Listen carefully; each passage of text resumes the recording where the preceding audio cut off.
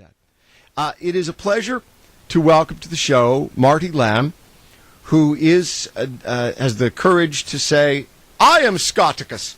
And to answer that question, who is the next Scott Brown? Marty Lamb is the declared opponent of Democrat Congressman Jim McGovern of Massachusetts. Marty Lamb, welcome to the fray. Thank you, Jay. I first have to say the pleasure is mine to be on your show. I've always been a big fan of yours. Tried calling in many times, but never been able to get through the busy signal. Now tell us, I mean, for me, really more than anybody, because I'm new enough living here after the 3 years, I really don't know. Tell us about the district. Tell us about where you are and which district this is. It's the 3rd district. If you look up the definition of gerrymandering in the dictionary, you will see this district. It actually runs from northwestern Worcester County, Holden area, down through the city of Worcester. That's Jim McGovern's machine, through a number of the suburbs east of Worcester, Shrewsbury, Southborough, Westborough, Northborough, down into my area, which is Holliston, Ashland, Hopkinton. It swings down into Franklin, through the Attleboroughs, through Rentham. You may know a guy that drives the truck from there. I do indeed. And it then swings down again through a number of smaller towns, and then into half of Fall River that it shares with a guy named Marty. Well, so by the way, for those who don't follow this as closely as we've come to, gerrymandering is the process whereby the party in power, as the result of a census, redraws congressional districts that often look like some kind of Rorschach ink blot, and sometimes I know of some down south that essentially run. There's a city, and then it runs down a line which is a highway, connecting it to another city 50 miles away, and so it essentially looks like a popsicle stick with a big O at either ends of it, and so that's gerrymandering. So that's your district. Absolutely. So tell us something, Marty Lamb, about yourself, about the congressman that you're taking on, and why. Okay, well, first of all, a little about myself. I'm a small business owner. I am a real estate attorney. I have my own, I have a business partner. I went out on my own about 15 years ago, started at a small office. I had a folding chair, a folding table, and a cell phone when I went out on my own. During the heyday before the real estate market crashed, I built it up to 10 employees and a thriving little business out in the suburbs. Of course, we all know what happened to the real estate market, right. And we don't have enough time on your show left to go into the whole reason that I believe the real estate market crashed, which is not to blame it on Wall Street, but blame it on certain people in power in Congress. In short, I think it has a lot more to do, does it not, with Fannie Mae and Freddie Mac and certain Democrat congressmen arranging for forcing banks to loan money to people they knew in advance could not pay it back, or the banks were not allowed to renew their licenses. And forcing Fannie and Freddie to buy them, and then allowing them to bundle them and sell them to Lehman Brothers. So I deal with people on Main Street, not on Wall Street. Average person buying, selling a home, dealing with foreclosure, dealing with a negative equity situation, trying to sell their house that's worth less than they owe, are dealing with bank-owned properties. Marty Lamb is our guest. He's running against Jim McGovern in the 3rd Congressional District here. Marty, tell us something of your decision, how and when it is you came to decide that this was a fight you wanted to take on. Well, this has been building for quite a while.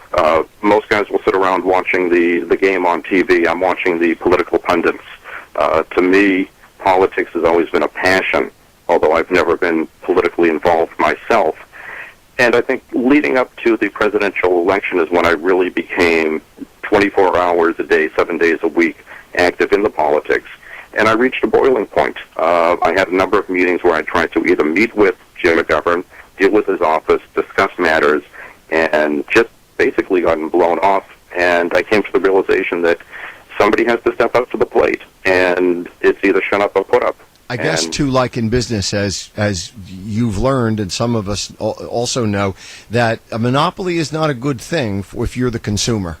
Absolutely. And that's what the politicians, until Tuesday night, that's what the politicians have in the House in this state, is an absolute monopoly, in restraint, if you will, of fair trade. And as the consumer, when I'm talking or trying to talk to Washington, to my elected officials, and I'm trying to discuss, for example, healthcare. The Obama plan may be dead at this point, although we don't know.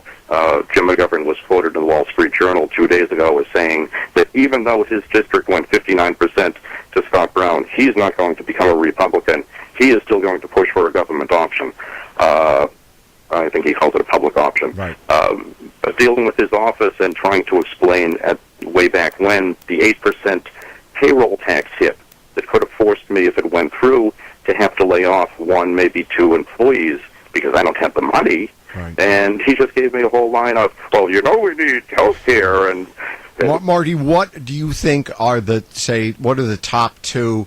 We heard from Scott Brown was very good in message discipline, and that was that the campaign was certainly about the umbrella of this was jobs, but the particular issues were taxes, vis-a-vis jobs, so taxes and national security. What would you say would be the two most important issues to the folks who will be voting in your 3rd district? Well, we don't know where we're going to be 9 months from now, 9.5 months when the election hits. To me, my passions right now are how do we recover the economy? And I believe the way to do it is not by creating a government spending plan, but rather free up money so people can afford to live by lowering taxes, payroll tax lowering, small business. The entrepreneurs of this country are what made this country great. Businesses can create sustainable jobs, not throwing tax money into government jobs where you pay one person to dig a hole, another one to fill it. Marty Lamb, if we were interested, if we are in your district or out of the district and interested in your candidacy, perhaps learning more, maybe getting involved, supporting you, just informing ourselves, have you a website to which people can go? Yes, I do. I do have a website. I do want to let you know that the timing of this has accelerated drastically. I was planning on launching in February.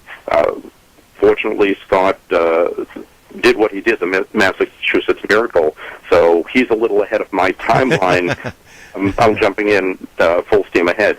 www.marty, M-A-R-T-Y, for Congress, all one word, .com. Repeat it, please, and we'll take it down and we'll link it to our website. And also, of course, on Facebook under Marty Lamb, L-A-M-B, as in Mary Had a Little. Bet you've said that before once or twice.